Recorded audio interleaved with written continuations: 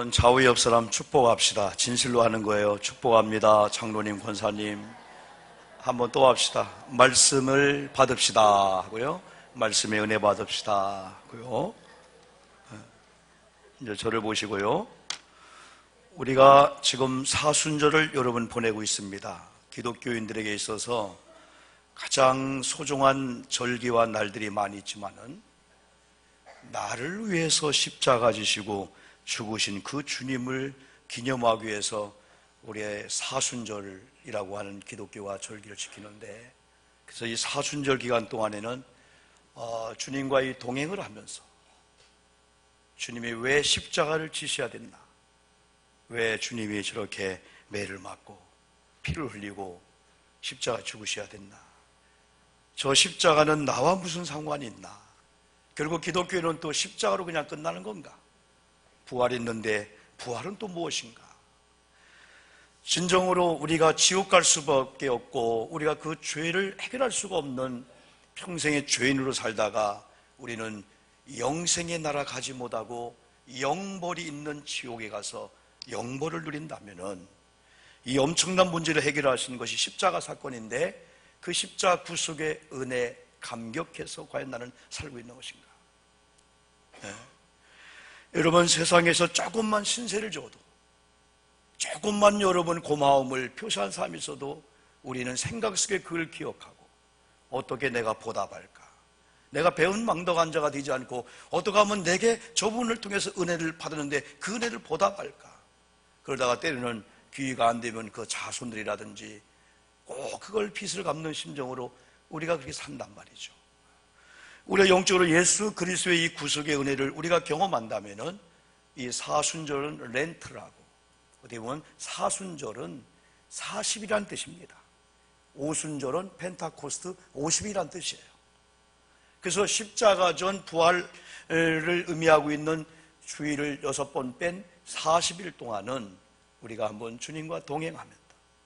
40일 동안 많은 용어가 우리에게 와닿지만은 회개라든지, 우리 장로님이 기도하신 대로 회개라든지, 어떠한 경건이라든지 하나님 앞에 참여하면서 우리가 성경대로 말씀대로 사는 신앙의 그 회복의 그런 기간이라고 볼 수가 있습니다.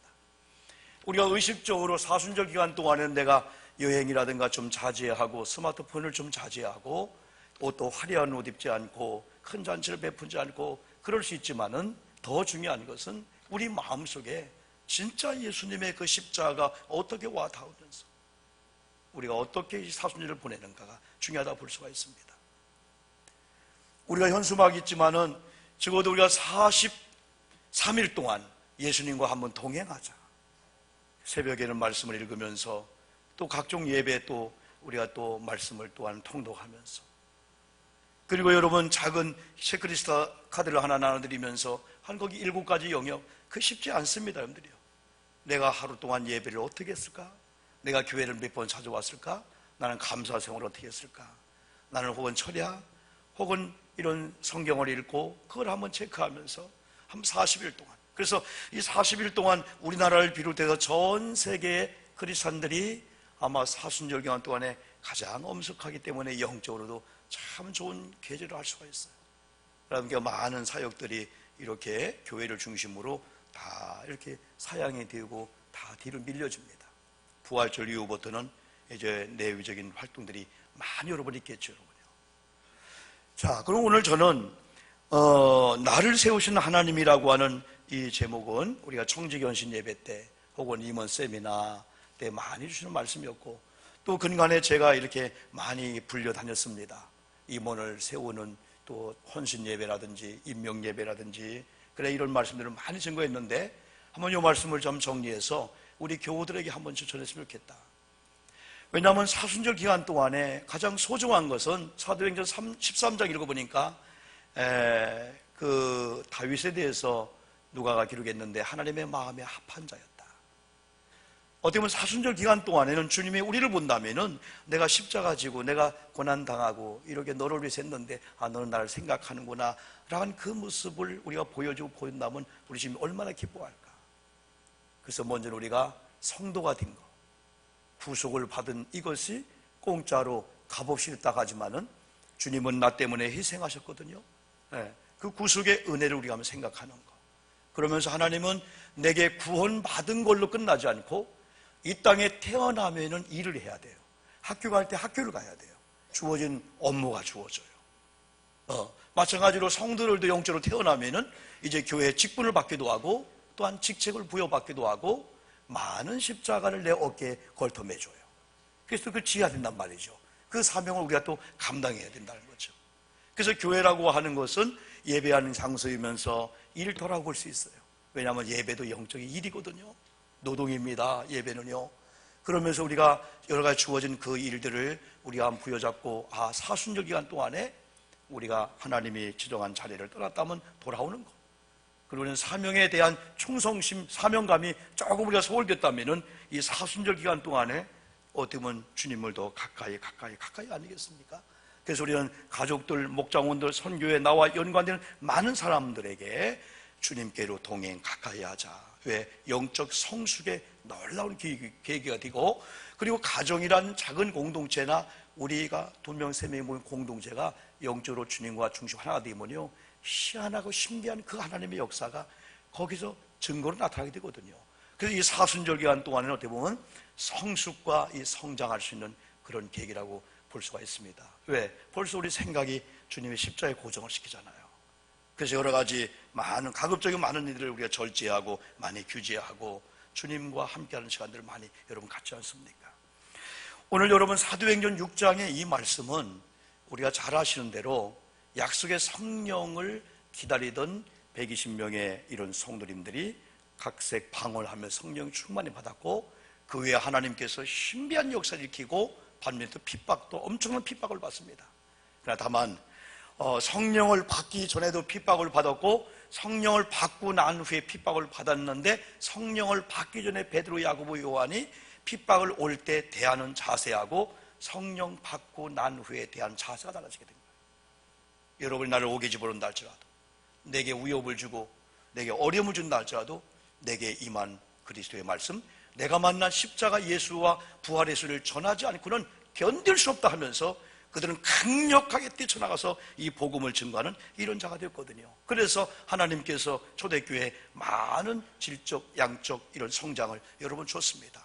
그래서 우리 잘 아시는 대로 여러분 사도들이 말씀을 전하고 기도한 일에 전무해야 되는데 재정 관리해야 되죠. 또한 실족한 사람들 관리해야 되죠. 또 새가족 관리, 많은 관리 하다 보니까 본질이 훼손되는 거예요. 그래서 7 집사님을 여러분 뽑았습니다. 7 집사님 뽑게 된 그걸로 인해서 초대교회가 또 오늘 여러분 11절 말씀대로 강력한 이 부흥의 그 7절대로 역사가 막 일어나게 여러분 됩니다. 그래서 초대교회의 임원의 이 필요성이 첫 번째 우리에게 주는 교훈입니다.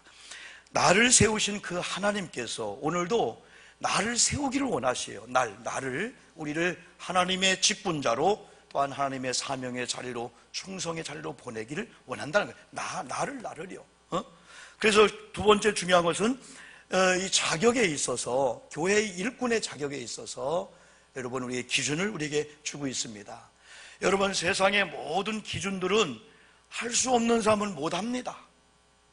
그러나 기독교의 이 일꾼과 임원과 이런 직분자의 이런 자격에는 진리이기 때문에, 진리는 어린아이나 연수드신 분이나 공부를 많이 하고 적게 하고, 진리는 보편 타단성이 있어요.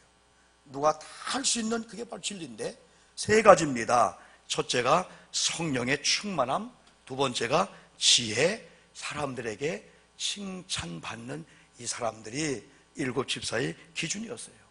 왜 성령으로 충만케 했을까요? 왜냐하면 우리는요, 세상에 지혜도 있고 지식도 있고 노하우 있고 사업장에 다 여기 있는 여러분들의 그 매니아 같은 그 일에 대해서는 여러분 근처도 못 갑니다. 그러나 주의 일은 우리의 지식이 필요하지 않는 게 아닙니다.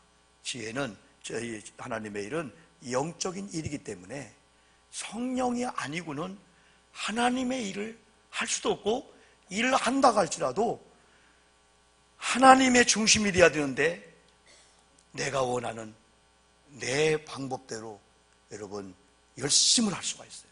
그래서 잘못된 열심이 교회를 삼킨다고 하잖아요.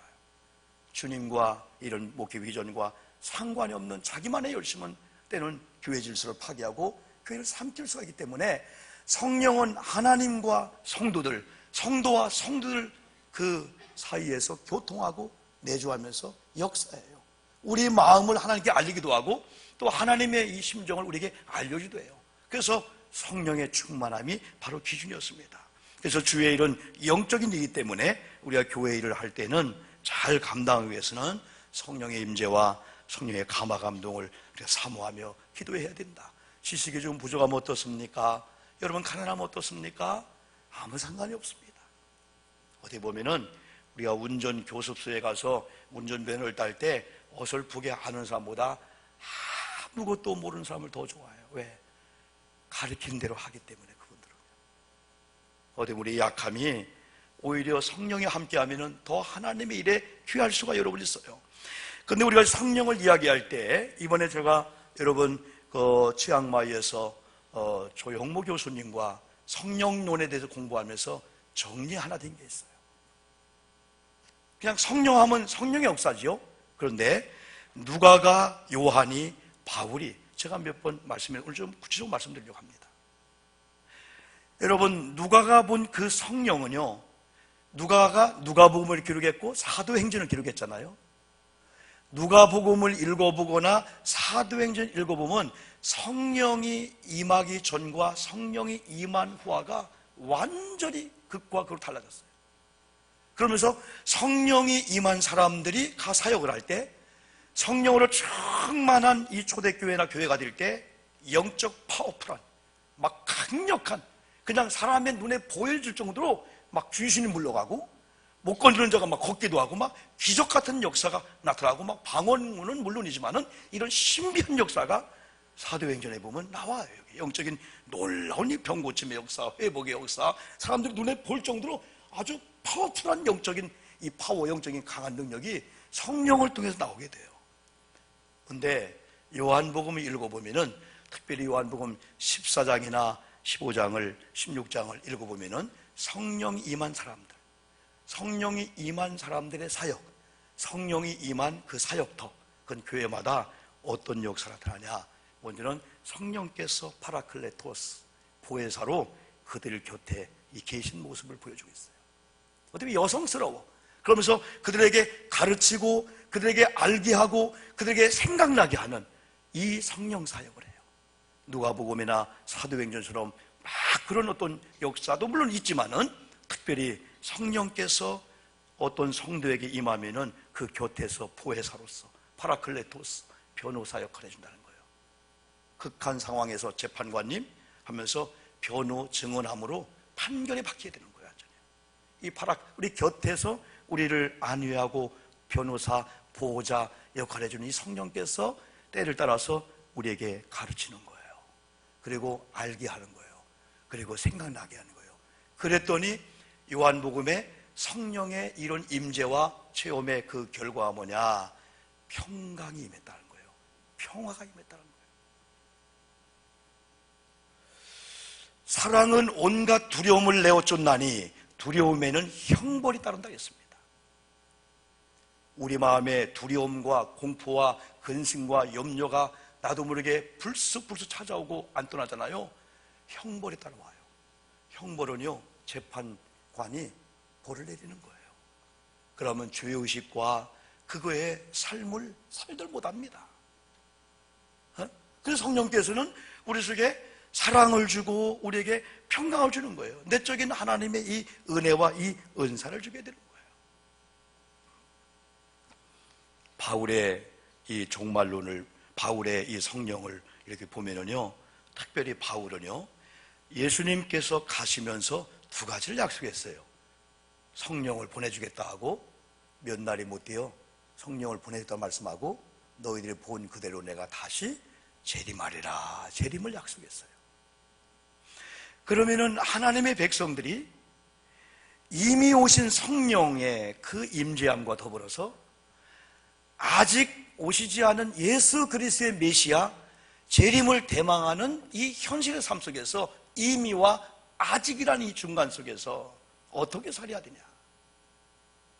그리스도인으로 살아야 되는데 인간은 인간이기 때문에 조금만 마음을 헛들고 조금만 영향을 안 받으면 우리는 또 타락하고 짐승 같은 그러한 어떤 이게 나와요, 이게요.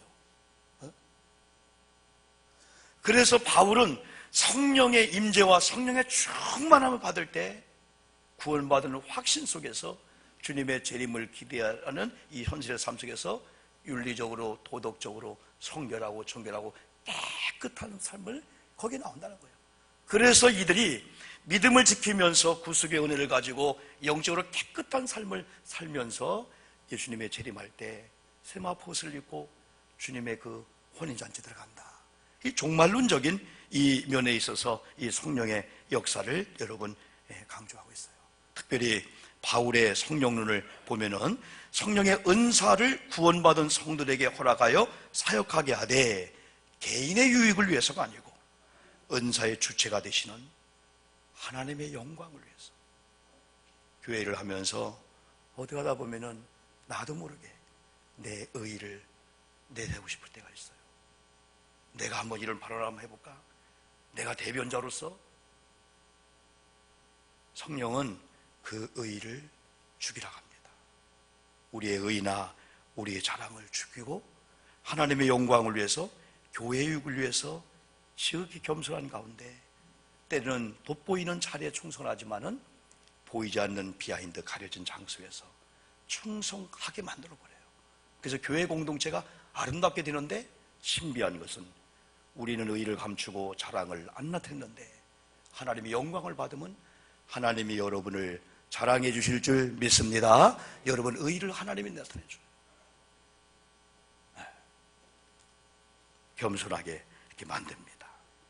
그래서 바울이 고린도서 12장 7절에서 각 사람에게 성령의 나타나심을 주심은 유익하게 하려 하심이라 했을 때 헬라어 원문의 이 유익의 원문은 공동체 유익입니다. 목사님 그러면 손해인데요. 여러분 공동체가 유익인데 그 공동체 일원되는 개인이 불이익을 당한다는 거예요? 아니죠. 성령의 임재.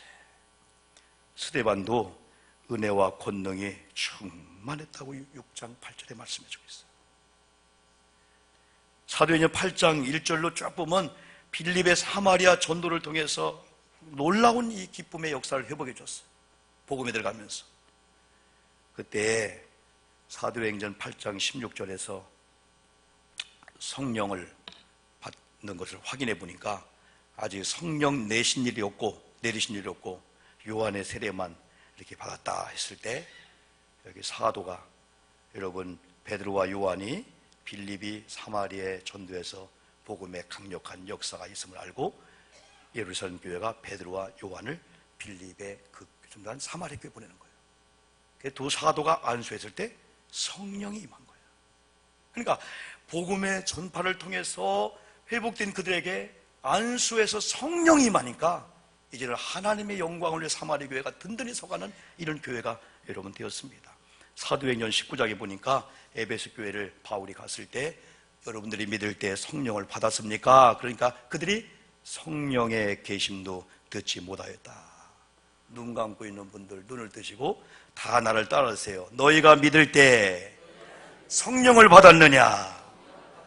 그들의 대답은 따라합시다. 성령의 계심도 듣지 못하였다. 그때 바울이 안수함에 바울이 사도행전 19장 6절에 바울이 안수함에 성령이 임해서 12명 찐드는 정확한 숫자를 셀 정도로 방언과 예언했더라. 그러면서 사도행전 19장 11절에 성령의 임재함과 더불어서 바울의 손에 하나님의 놀라운 능력을 줘서 그 에베소 교회에 신비한 하나님의 역사가 일어난 줄 믿습니다. 11절에는 바울의 손에 놀라운 능력과 더불어서 사도행전 19장 12절에서는 손수건과 앞치마를 그래 그 임재 손수건과 앞치마만 붙잡아도 병과 악귀가 떠나가는 이런 기대감과 성령의 역사가 임했죠. 사도행전 5장 15절에서는 하나님의 베드로가 성령에 충만해서 복음을 증거할 때 베드로의 그림자라도 덮일까 기대했다겠어요. 야이로의 회당장의 딸의 집에 갈 때 12의 혈루병 걸던 여인이 예수님의 옷자락만 나아도 나을 줄 기대했던 그 믿음이 예수님의 능력에 나 고침받은 것처럼 성령이 임하니까 기대감을 주는 거예요. 야, 바울 몸에 저 앞치마, 바울 몸에 저 손수건만 붙잡아도, 베드로의 그림자만 덮인다 할지라도 내 병이 주님의 능력으로 나을 줄 믿습니다 라고 하는 이 기대가 어디 나오냐? 성령이 역사할 때. 그래서 초대교회는 임원이 되려면, 하나님의 일을 하려면, 하나님은 영이시기 때문에 영이 아니고는 어떻게 하나님의 일을 하냐? 그거죠. 그러면서 두 번째가 지혜와 지혜 충만입니다. 이 지혜 충만. 지혜도 은사입니다. 성령의 은사. 지혜는 제가 여러 가지 설명하지만 항상 두 가지 설명합니다. 하나는 지혜는 뭐냐? 하나님의 마음, 하나님의 원하심, 하나님의 계획, 하나님의 계시를 아는 게 지혜입니다. 이 지혜가 임하면 사람은 감각이 세 가지가 딱 정리가 됩니다. 질서, 가치, 위치입니다. 뭐가 먼저냐? 내 자리가 어디냐? 아버지 자리에 내가 앉아야 되냐? 아들의 자리냐? 그리고 뭐가 중요하냐? 가치 감각이 생겨요. 그리고 방향 감각이 생겨요. 방향. 어느 방향이 주님이 원하신 것이냐? 오늘 주일날 갈팡질팡 혹시 했습니까? 예식장으로 갈까? 교회로 갈까? 아니잖아요, 우리는.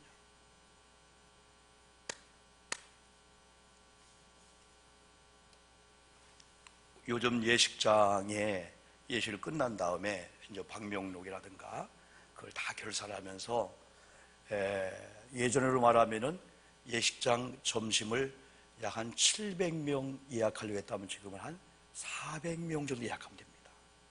왜? 지금 사람이 다 분주하고 1인 매덕을 해야 되기 때문에 온라인으로 오는 게 3분의 1은 될 수가 있어요. 특히 목사님들은 더 합니다. 목사님들은. 그분들이 합니다. 미안해요. 몸으로 가서 해줘야 되는데. 미안하다. 그러나 우리는 괜찮아요. 괜찮습니다. 마음이면 되죠. 고마워해요. 그래, 방명록에 그 이름을 볼 때 내가 직접 가서 방명록의 이름을 쓰지 않고 우리가 대신 보내잖아요. 똑같은 고마움을 느껴요. 지금 시대가요. 왜? 지금은 주일날 결혼식 안 하잖아요. 옛날 주일날 11시를 다 했잖아요. 왜? 남의 시간을 왜 토요일날 모르지만 뺐느냐?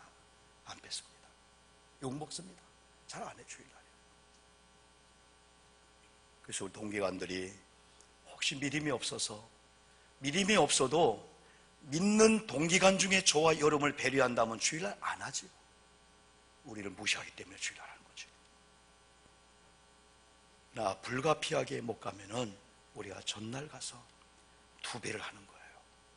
10만 원 해야 될 축의금을 20만 하는 거예요.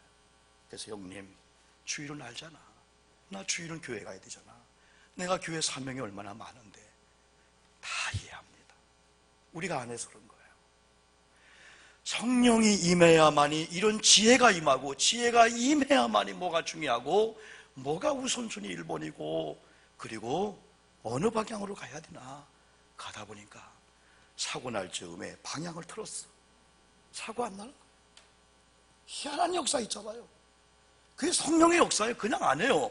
여러분, 방금 가면 큰일 날 뻔했잖아요. 대학생들이 여러분이요, 10명이 지금 통근버스를 기다리고 있는데 택배차가 와 받아가지고 한 명이 차 밑에 질질 끌리고 죽었나 모르지만요, 상상도 못할 일 아니겠어요? 이거는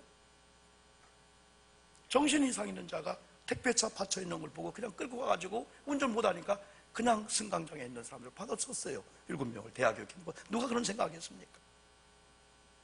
그 순간에 갑자기 여러분요, 피할 수가 있어요. 성령께서 역사하면요, 우리의 감각과 느낌을 성령께 맡기잖아요. 다 지배하고요, 피할 길을 주기도 하고요. 이런 은혜가 여러분에게 있기를 주의 이름으로 축복합니다. 칭찬받는 사람, 덕망이 있는 이분들, 옳고 그름 중요합니다. 다셔야 됩니다. 거기 막 머리 맞대고 싸워야 됩니다. 그러나 성경은 오라도 그러도 그 외에 덕과 하나님의 영광이다. 내가 옳은 걸 주장하다가 하나님의 영광이 깨지고 사람들의 상처받아서 덕을 잃어버리면 자중해야 된다. 이게 성경의 이 법칙인데 세상의 논리는 여러분 이게 아닙니다. 그래서 칭찬을 받는 건 덕망 있는 분이야. 칭송을 받고 이 칭찬을 받는 거 얼마나 여러분 귀한지 모릅니다. 나를 세우신 그 하나님, 세 번째가 세우신 분이 하나님이란 사실을 믿는 거예요. 제가 몇 번 고백했죠? 여러분, 저는 언제 우리 앵그리스도, 우리 홍 집사님, 우리 앵그리스도한테 그런 부탁했어요. 소중한 사람이라는 그 찬양 좀 한번 불러라. 당신은 소중한 사람. 그 찬양 있는데 너무 가사가 너무 아름다워. 결혼 축하해 불러줄까? 하나님의 사람. 어느 날인가 하나님의 자녀가 된 성도님들, 또 하나님의 부르심을 받고 직분자의 자리에, 그 사명의 자리에서 때는 몸이 파김치가 되기까지 교회를 돌보고 사역 감당하는 성도님들을 볼 때 소중하다. 왜? 내가 선택하기 전에 하나님의 선택했고요, 내 사람 이전에 하나님의 사람인다면은, 제가 솔직한 고백이지만은 내 딸이 있습니다, 내 손주가 있습니다, 누군가가 이쁘다 하면은 고마워. 그분이 넌 어떻게 생겼냐. 요즘 우리 한결이가요, 나하고 아빠 위에는 딱 붙으면은 누군가가 하면은 에이 하는 막 튕기는 거야. 예전에 안 그랬어요. 찬양아 왜 그랬더니 아빠 그 나이래. 그 나이래. 그래서 내가 미워하는 거지. 야 너 그러면 미움받아 안 돼 이놈아. 그래도 권사님들이 아이고 그 나이는 그런 거야 해주면 좋지. 얘 봐 데렸다 완전히. 시아버지 물론에 이런 못된 놈 봐라 이거. 그러면 내가 기분이 좋을까 안 좋을까요? 안 좋습니다. 똑같습니다. 하나님이 소중히 여기는 교회. 왜? 하나님이 이 교회를 세운 줄 믿습니다. 하나님이 여러분 세운 줄 믿습니다. 여러분 남편을, 여러분의 자녀를 하나님이 세웠단 말이야. 여기 있는 목사를 하나님이 세웠단 말이에요. 장로님을, 권사님을 하나님이 세웠다면은, 세우신 그분을 경외한 쪽에서 만나면은, 야, 하나님이 소중히 여기는 교회와 그 성도, 내가 지금 불편한 가운데 남편 아내 부부싸움 했어. 가만히 보니까 당신은 소중한 여인. 하나님이 소중히 보는 사람이야. 이걸 생각하니까 어찌 다 찬양 안 할까, 사랑 안 할까. 여러분, 그 은혜가 여러분에게 임하기를 주의 이름으로 축복합니다. 하나님이 교회를 세우셨다. 하나님이 여러분을 세우셨다. 하나님이 직분자를 세우셨다. 그러면 우리는 세우신 그분이 버리지 않는 한, 우리는 그 자리를 옮기면 안 돼요. 그 자리를 떠나면 안 된다는 거예요. 하나님께서 옮겨주지 않는 한 우리가 중간에 우리가 포기하면 안 돼. 직분을 포기하고 어떤 직임과 사명을 감당하다가 그 자리를 여러분 공서두면 안 돼. 우리 청년들하고 지난 여러분 3월 초 성경 공부를 같이 하면서 방송실에 엔지니어 사명을 있는 사람들은 여러분이 못 오면은 불가피한 사정을 못 올 때는 다음 사람을 통해서 엔지니어 자리에 앉혀놔야 되지. 그게 안 되면 그냥 마이크를 스톱시켜 만들자. 그냥 조명에 다 마찬가지입니다. 네. 하나님이 지정한 그 자리는요, 사람이요 관심만 갖고 중요성을 두면요 그걸 위해서 다른 걸 다 조절할 수가 있어요. 그러나 우리는 보이지 않는 하나님의 이 관계가 사실은 우주 삼라만상을 움직이고 복의 주권이고, 그분이 교회를, 그분이 개인을, 그분이 우리 가정을 잘되게 하면 잘되는 역사가 있음에도 불구하고 사람 앞에는 상명하복하고 사람 앞에는 다른 걸 포기해서 거기 시간을 맞추고 인사하는데, 하나님은 보이지 않는 일이라고, 금방 규제가 없다고 보이지 않는 하나님의 일은요 우리가 헌신짝 버릴 수가 있다는 거예요. 오늘 바쁜데 뭘, 누가 안 하면 누가 하겠지 뭘. 내 자리. 성공자들 보세요. 무섭습니다. 사업가들, 아니면 우리 시대에 우리를 감동시키는 주변의 사람 보면요 무섭습니다. 책임감과 사명감과 자기들의 그 자리 지키는 거에 진짜 무서워요. 영적인 사람들이요 그들 위에 있어요. 왜? 성령에 의해서 하기 때문에. 나를 세우신 분이 어떤 경우는 내가 못하겠어요. 그러나 하나님이 아직 못한다 안 했다면 할 수 있는 믿음을 갖고 나가다 보니까, 하나님 내가 육체가 고통스럽고 애들 문제 때문에 이 사명을 감당 못합니다 했는데, 그럼에도 불구하고 감당하겠습니다 하면은 감당할 만한 시간도 그 일을 준다는 거야. 어떤 일에 대해서 하나님의 일을 여러분에게 거부하면은 그 일이 자꾸 더 커지는 거예요. 그러면서 우리 유익이 없다는 거죠. 성령이 유익을 주는 그런 분인데, 그래서 여러분 세우신 그분, 우리 금요심야기 때 여호사밧 왕이 하나님 앞에 금식을 선포하면서 두 가지를 하잖아요. 여러분, 여호와를 신뢰하십시오. 여러분의 선지자를 신뢰하십시오. 왜 여호사밧이 그랬을까요? 금요철회 때 제가 강조했잖아요. 여호와를 신뢰하는 단계에 들어가기만 하면은, 하나님의 선지자들을 신뢰하는 관계에 들어가기만 하면 관계가 형성되니까 그 다음부터는 그분을 위해서 뭐든지 할 수가 있는데, 이 신뢰 관계가 깨지면은 안 들리고 그 다음부터는 안 되는 거예요. 안 되는 거예요. 부부관계, 자녀가 부모님을 신뢰하는 관계, 다 이게 우선순위 1번이야. 그게 중요한 거죠, 여러분요. 그래서 세워주신 이유는 한마디로 말하면은 네 번째입니다. 따라합시다. 복음을 위하여. 다른 이유가 없습니다. 복음을 위하여. 그러니까 바울이 13권, 히브리서를 바울이 썼다면 14권인데 바울 서신 중에서 진짜 공통적으로 바울 서신의 서두는 하나님의 종, 나 사도 바울은 하면서 사시는 사도가 아니었거든요. 12사도 외에는 사도성이 아니거든요. 근데 바울은요, 하나님이 지정하시고 하나님이 세운, 하나님의 부르심을 받은 나 사도 바울은 여러분에게 편지하노니 당당하게 했던 거 뭐냐? 복음에 훼손되지 않기 위해서. 바울을 무시한다든지, 바울은 키가 작아, 바울은 안짱다리야, 바울 봐, 설교자가 세수도 안 했나 봐, 눈에서 막 눈곱 떨어지고, 말씀이 안 들려오잖아요. 사람 때문에요. 그렇기 때문에 여러분, 나는 바울이지만 하나님의 사도, 하나님이 세운 분이기 때문에 말씀을 막 대언합니다. 그러니까 데살로니가, 여러분, 이런 교회라든가 아니면 오늘 읽었던 사도의 14장 루스라 안준뱅이 같은 경우는 주목하는 믿음이 있기 때문에 일어나 걸어가 설교 중에 말씀했잖아요. 데살로니 교회는 사람의 말로 받지 않고 하나님 말씀을 받았다고 했잖아요. 이 관계입니다. 관계. 바로 세워주신 이유는 바로 복음을 위해서인데, 이 복음을 위해서 바울은요, 다른 거에 대해서요 전혀 위축당하지 않았어요. 자기 자신에 대한 이 강한 그 믿음을 여러분 가졌죠. 오늘 디모데후서 1장 11절 전에 1절을 보면, 하나님의 뜻으로 말미암아 그리스도 예수 안에 있는 생명의 약속대로 그리스도 예수의 사도인 바울은 하면서 내가 이 복음을 위하여 선지자와 사도와 교사로 세우심을 입었다 말씀해주고 있습니다. 저와 여러분들이 우리 교회가 강력한 복음의 역사가 일어나기를 원하면은 세워주신 하나님을 인정하고 하나님의 세워준 자들을 서로 인정해주고 존경하고 사랑할 때 복음이 복음되게 될 줄 믿습니다. 교회 존재 이유와 목적이 하나님의 영광과 복음 전파인 걸 우리가 너무나 여러분 잘 알고 있잖아요. 여기 있는 우리 임원들이, 저와 여러분들이 순종하는 거예요. 헌신하는 거예요. 세상의 조직은 모두가 공동체 유익을 구한다고 하지만은 우리 기독교 안에서, 성령 안에서 우리는 복음의 유익을 위해서, 복음을 위해서. 그런데 에베소 3장 6절 7절 너무나 제가 좋아하는 말씀이잖아요. 6절 보니까 복음으로 말미암아 함께 상속자가 되고 함께 지체가 되고 함께 약속에 참여한 자가 되는 축복을 얻었는데, 7절에는 이 복음을 위하여 그 능력이 역사가 내게 주신 하나님의 은혜 선물을 따라 내가 하나님의 일꾼이 되었다. 누구를 위해서? 복음을 위해서. 복음을 위한 자리에 가 있기만 하면은 복음으로 말미암아 오는 유익한 복이 여러분 있다는 거죠. 그래서 우리는 승리의 비결이 있습니다. 승리의 비결은 항상 조심해야 됩니다.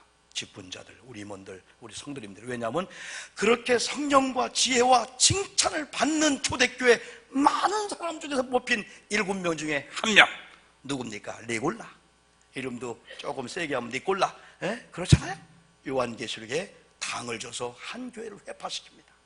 한 교회를 무너뜨리는 거야. 목사도, 장로님도, 권사님, 우리 모두가 조심해야 됩니다. 어느 순간에 저런 분이 왜 저렇게 됐어? 누구도 예측 불허입니다. 악한 영들이 역사하지 않도록 우리가 사순절 영절을 무장하며 조심하면은 존경받아요. 돋보이게 하고 하나님이 그런 역사.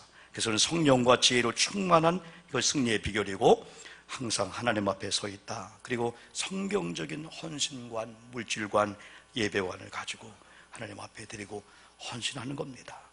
여러분, 초대교회 임원들을 세운 그 결과가 7절 잘 나와 있죠? 한번 따라해 봅시다.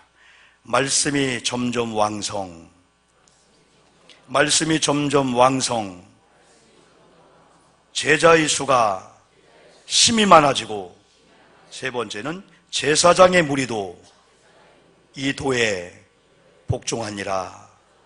여러분 때문에 담임 목사의 사역이, 말씀 사역이 왕성해진다는 거예요. 다른 성들이 거룩한 영향을 받아 우리가 섬기는 이 교회가 한마음 한뜻이어 부흥의 거룩한 역사를 일으키다 보니까 말씀이 왕성해지고, 제자의 수, 믿는 자의 수가 힘이 많아지고, 제사장의 무리, 당시에 제사장들은 하나님을 믿는다 하면서요, 어떻게 보면 제사를 집례하는데 본인은 제사드리지 않는 그런 자리에 있을 수가 있는 사람들이에요. 종교 지도자들. 근데 이런 사람들이 하나님의 강권적인 말씀의 역사 앞에 그 교회에 들어와서 무릎을 꿇고 믿었더라. 이 역사입니다. 하나님이 해주셔야 돼요. 여러분이 가정에 이제 자녀들, 부모, 형제, 우리 남편들, 우리 모든 성도님들 주께로 돌아오기를 원하지만은 완고하고 완악한 것 같지만은 그렇지 않습니다. 우리가 이런 자리에 가기만 하면은 하나님께서 제사장의 무리도 사도들 앞에 무릎을 꿇고 도에 복종하는 것처럼 하나님이 해줘요. 우리 힘으로 하려고 하지 말고요. 그런 가운데 결론은 기대하십시오. 상급이 있습니다. 예수 그리스도를 믿고 구원받은 자들이 그 사명을 완수하잖아요. 신문대로 거두는 이 법칙은 만고불변의 법칙입니다. 세상에서도 열매를 거둬요. 저는 너무나 그런 걸 많이 보고 있어요. 이야, 신비하다. 어떻게 저 가정에 저렇게 돌보지도 않은 것 같은데 아이들이 저렇게 잘 되냐?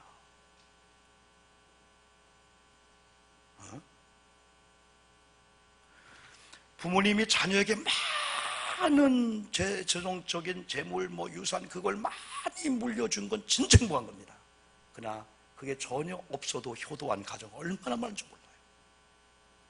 엄마, 아버지 깜빡 죽습니다. 우리 아버지 안 됩니다.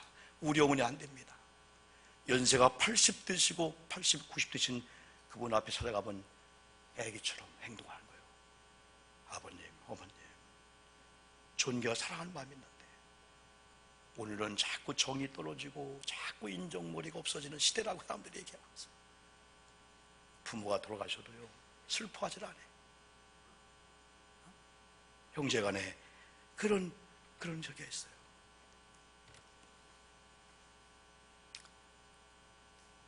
제가 몇 번 소개한 이걸 한번 우리가 명심했으면 좋겠어요. 상 받는 이 자리 지키기만 하면은 지금 자리입니다. 지금 자리. 그래서 OM 선교사 얘기했잖아요. 그 조지 보어라는 사람이 구원받은 소감을 이야기를 하니까 No turning back 한마디 했습니다. No turning back. 돌아갈 다리가 없다는 거예요. 돌아왔다는 거예요. 여러분, 이 자리가 복된 자리인 줄 믿습니다. 여러분의 지금 그 직분자의 자리, 여러분의 그 성도의 자리, 여러분이 오늘 말씀을 듣고 여러분이 결심하는 그 자리가 복 있는 자리, 하나님 거기 복을 줄 건데 세 가지입니다.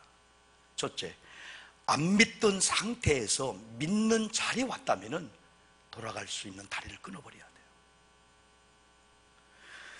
여러분, 평신도 임원이 아니고 직분을 부여받지 않는 그런 자리에서, 아니 집사님의 자리에서 이제는 권사님의 자리로, 권사님의 자리에서 장로님의 자리로 여러분이 왔다면요 다시 권사 자리, 집사, 평신도로 돌아갈 다리를 끊어버려야 된다는 거예요. 그리고 여러 사정으로 우리 교회에 다시 오셔서 새롭게 등록을 했다면은 그것도 하나님이 여기가 마지막 장소다.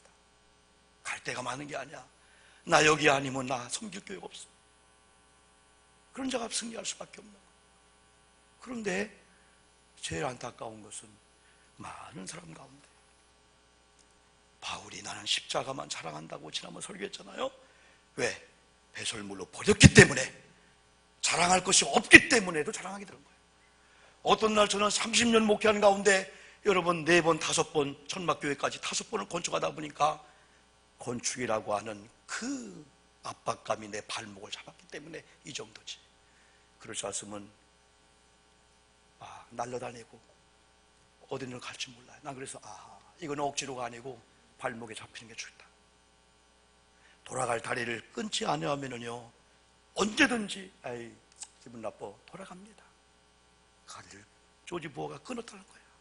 나는 더 이상 예수께 왔기 때문에 예수를 떠나서 다른데 진리도 없거니와 갈 수도 없습니다. 그러니까 아돈 매치요 해도 나 좀 붙잡아 주세요. 여기 떠나면 죽습니다. 하나님 버리면 죽습니다. 진리는 예수이기 때문에 예수님께서 이렇게 합니다. 예수님, 주님이 구원 안 주면 나 다른 데 가죠. 그게 가능하다면 좋지만은 이게 아니니까 우리는 또 그렇게 결정하니까 상처가 받는 것 같아요. 이거 아니면 뭐 그냥 뭐 갈 데가 없어 내가. 그럼 막 상처받을 건데, 주님, 나는 여기 아니면 갈 데가 없습니다. 이런 자에게 주님은요 상급을 주시는데, 이번 한 주간도 이러한 은혜 가운데 여러분 사셔서 여러분이 얼마나 소중하고, 여러분 주어진 직분이 얼마나 소중하고, 여러분이 주신 그 은사, 달란트가 얼마나 소중한지, 은사는 자꾸 갈고 닦아서 활용하시면은 아주 연장이 참 날이 드는 것처럼, 길이 드는 것처럼 보석처럼 빛나는 사역자들이 될 줄 믿습니다. 2분 동안 3분 동안만 말씀 붙잡고 기도하고요, 아픈 분들, 답답한 분들, 여러분의 그 부위에 믿음의 손을 꼭 기도하다가 치료 안 받기를 바랍니다. 아버지 감사